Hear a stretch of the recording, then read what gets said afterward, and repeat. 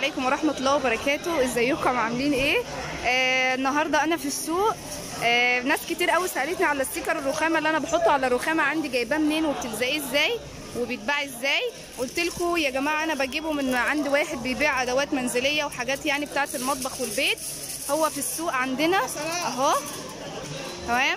فانا استاذنت منه النهارده ان شاء الله ان انا اصور لكم اللي هو يعني بيبيعوا بالمتر وكل حاجه. بص لو بصيتوا معايا، ده اللي انا واخده منه، ده اللون اللي انا واخده منه اهو، وكل دي اشكاله اهي. هو بيتباع كده، ممكن تاخديه رول على بعضه وممكن تاخديه بالمتر.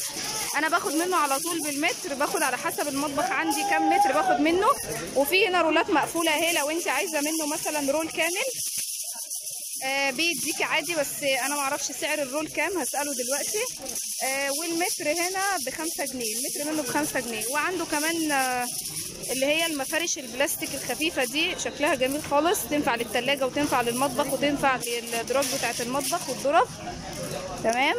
برضو هسأله على المتر بتاعها بكام. وبيبيع برضو اللي هو ده الفويل بتاع البوتاجاز، وفي كمان اللي هو بيتفرش في ارضيه المطبخ اللي هو ده الفوم، وفي ورق فويل عنده كل حاجه اهو. وعنده المفارش اللي هي البلاستيك بتاعه الدولاب اللي بتتفرش جوه الدولاب، والبطرمانات البلاستيك وكل حاجه اهو. لو عايزين تعرفوا عنوانه بالظبط يا جماعه اللي انا بجيب منه، هو في عين شمس، في السوق بتاع مساكن عين شمس، في السوق بتاع مساكن عين شمس. عنده كل حاجه تتخيلوها، حتى الخراطيم اهي، تمام. علشان ناس كتير جدا جدا سألتني انت بتجيبيه منين.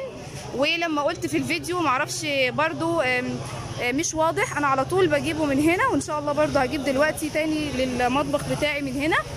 وعنده برضو حاجات بتاعت رمضان اهي، بلاستيك جميلة خالص. دي بلاستيك ينفع تتفرش برضو على الرخامة او على السفرة او على في ظرف المطبخ. هو المفارش دي المتر بكام؟ ب3.5. ده اللي هو المشمع ده يا جماعه الخفيف، المتر بتاعه ب3.5، جميل. انا هجيب منه للمطبخ ان شاء الله. وده ب5 زي ما هو، وده اللي هو ب5 زي ما انا ما كنت باخده على طول. وعنده اللي هو الستيكر بتاع البوتاجاز، الكبير ب5 والصغير ب4، والصغير ب4، تمام. زي ما قلت لكم العنوان بتاعه، هو واقف في هو عنده مكانه في السوق بتاع مساكن عين شمس.